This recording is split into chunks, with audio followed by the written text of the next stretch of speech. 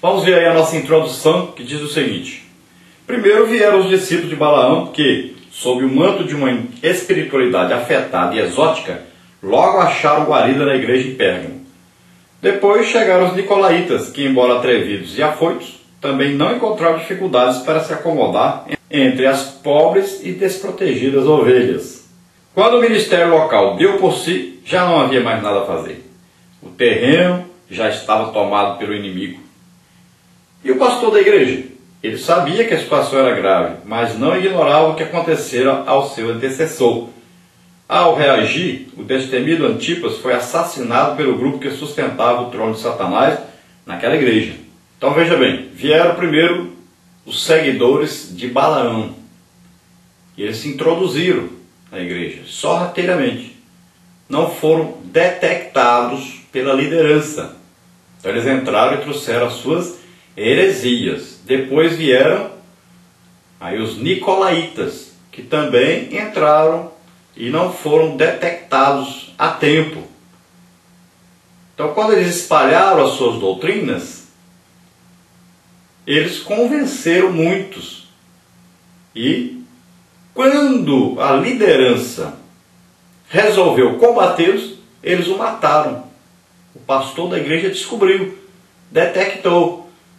E quando ele foi combater, foi morto.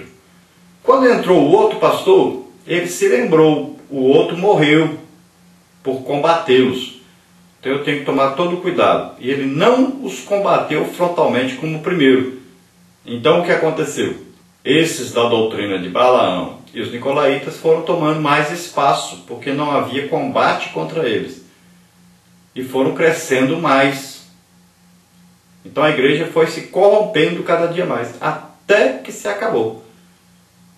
Porque daí a pouco eles fizeram já amizade, né, com o governo romano, já aceitaram líderes que não eram nem salvos, e foram se corrompendo cada dia mais, até a igreja se acabar. Então, ou nós temos uma liderança comprometida realmente com Jesus, que dá a sua vida pelo Evangelho, combatendo o pecado, ou então a igreja se corrompe toda, porque a liderança tem que estar comprometida com Deus, com a palavra de Deus legítima, com a doutrina realmente da palavra de Deus. As coisas, porém, não haveriam de continuar daquele jeito. Já enojado, Jesus, através de João, envia uma carta ao anjo de Pérgamo, ungindo-o a retornar o cajado e apacentar o rebanho de conformidade com a sã doutrina. Caso contrário, o próprio Senhor batalharia contra aqueles iníquos com a espada que sai de sua boca. Como estão nossas igrejas? Será que de alguma forma não permitimos que o diabo se entronizasse entre nós e não o percebemos? É hora de reagir contra o império das trevas. Então houveram ali ainda alguns líderes, alguns remanescentes que ainda tiveram ensino, né, legítimo, através das cartas, né, do apóstolo Paulo, de João, que ainda conheceram os primeiros líderes e foram então fiéis ainda no princípio da igreja. Mas no geral a igreja se corrompeu. E esses líderes, a partir do momento que iam morrendo, iam sendo substituídos por esses que já estavam corrompidos, até que se acabou a igreja. Então lembre-se sempre disso, porque às vezes nós estamos ensinando sobre as igrejas do Apocalipse e pensando que essas igrejas ainda existem e que perseveraram, que se arrependeram. Não foi nada disso. Receberam as advertências de Jesus, mas não perseveraram na obediência. Alguns sim, mas a maioria não. Porque se todos tivessem permanecido, ou se pelo menos a maioria tivesse permanecido fiel, a igreja estava lá até hoje. Devemos atentar para essas cartas sabendo que eles não obedeceram a palavra de Deus, não ouviram as advertências de Jesus, e por isso foram destruídos. Então nós devemos olhar para a nossa situação de hoje e atentarmos para isso e nos arrependermos do que estamos praticando e voltarmos inteiramente para o Senhor, desejando as coisas celestiais, as riquezas espirituais e não as materiais. Senão estaremos incorrendo no mesmo erro que aqueles daquelas igrejas incorreram. Vamos ver aí nossa primeira parte, Pérgamo, o trono de Satanás. Nós vamos ver o tópico 1, Pérgamo, a cidade dos livros e da ignorância espiritual. Tópico 2, a igreja em Pérgamo. Então, dentro da primeira parte, Pérgamo, o trono de Satanás, vamos ver aí Pérgamo, a cidade dos livros e da ignorância espiritual. Situada às margens do Caico e distante 30 km do mar Egeu, Pérgamo era a mais importante metrópole da Mísia. Cidade antiga e rica, fizera-se afamada por sua biblioteca, cujo acervo chegou a ser estimado em 200 mil volumes. De tal forma ela se achava ligada aos livros, que o seu nome tornou-se sinônimo destes, pergaminho. Seus operários sabiam como industriar a pele animal como suporte à escrita. Como a cidade tão rica em livros podia ser tão pobre quanto ao conhecimento do verdadeiro Deus? Faltava-lhe a sabedoria do livro dos livros. Provérbios 1:7. Então aí Pérgamo, o nome significa alto ou elevado. Aqui no continente da Ásia Menor, o nome Pérgamo estava relacionado a purgo, isto é, torre ou castelo. Ocupava importante posição próximo do extremo marítimo do lago Vale do Rio Caico. Para os intérpretes históricos, a palavra Pérgamo leva outro sentido. Ao invés de torre ou castelo, traduzem a palavra por casada. E profeticamente, na época de Constantino, houve uma espécie de casamento entre a igreja e o Estado. Sua suposta significação de casada deriva-se disso. A invasão da cidade de Pérgamo é atribuída ao monarca Eumenes II, 197 d.C. Foi esse rei, segundo Plínio, que criou aí uma biblioteca que chegou a atingir aí 200 mil volumes. Para comemorar, então, ele ergueu em honra de Zeus o altar monumental com 34 por 37 metros, cujas fundações em ruínas ainda podem ser vistas hoje. Esse altar pode ser o trono de Satanás do presente versículo. Então, uma cidade muito bem localizada, famosa principalmente pelos seus livros. Veja bem, uma biblioteca com aí aproximadamente 200 mil volumes.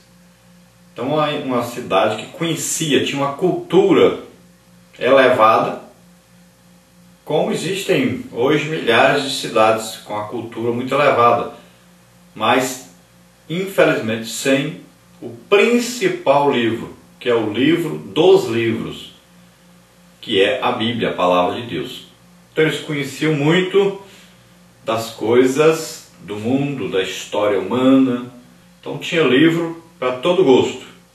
Agora, não tinha o livro que agradava ao Deus que criou o ser humano, ao Deus que sustentava a todos eles. Faltava-lhes então o principal conhecimento. Talvez hoje nós estamos com o maior problema na igreja devido exatamente a essa falta de conhecimento bíblico. São muito poucos os crentes que já leram a Bíblia toda, completa. Muito poucos. Procure ler, se você ler um capítulo da Bíblia de manhã, um na hora do almoço, um na hora da janta, um na hora de dormir, com um ano você leu a Bíblia toda. É preciso incentivar, é preciso nas leituras, é preciso nos departamentos da igreja, cada departamento, quando se reunir, ler pelo menos um capítulo da Bíblia. Temos que incentivar a leitura da Palavra de Deus.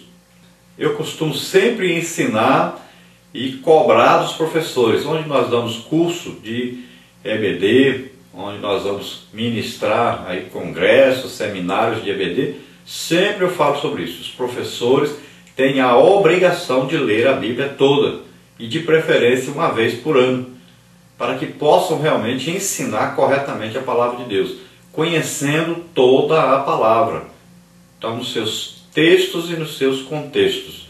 Então é necessário, o professor precisa ler a Bíblia diariamente.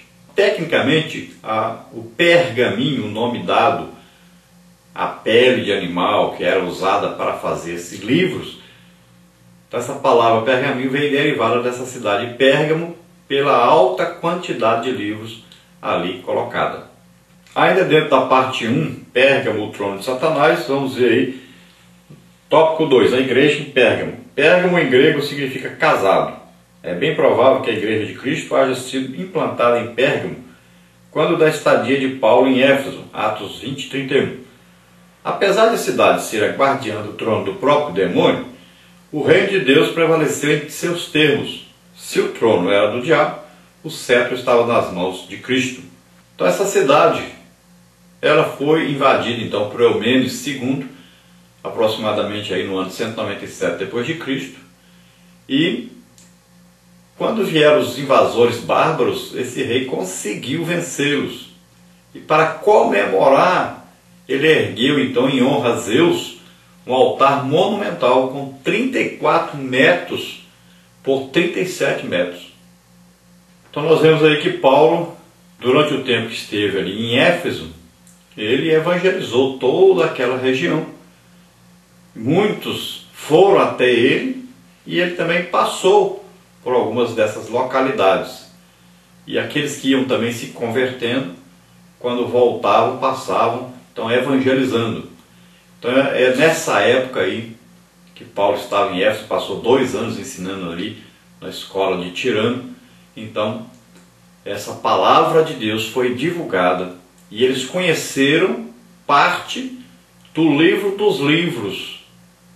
E quem aceitou Jesus viu que esse livro era melhor, mais importante que toda aquela quantidade de livros que existia naquela cidade. Viram que a sabedoria de Deus era superior a toda aquela sabedoria que eles achavam, que eles criam ser a maior sabedoria que poderia existir.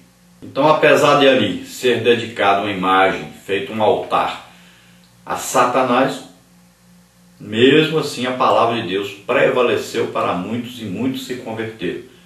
Foi uma luta difícil e que infelizmente no futuro acabou sendo vencida por Satanás, apesar do altar de Satanás ter sido destruído e hoje existirem ali só ruínas, mas a igreja também sucumbiu, se acabou, foi derrotada pela desobediência à advertência de Jesus para o seu líder. Com o passar do tempo acabaram então se corrompendo cada dia mais, acabaram fazendo amizade com política principalmente, que foi a causa da grande derrota da igreja naquela época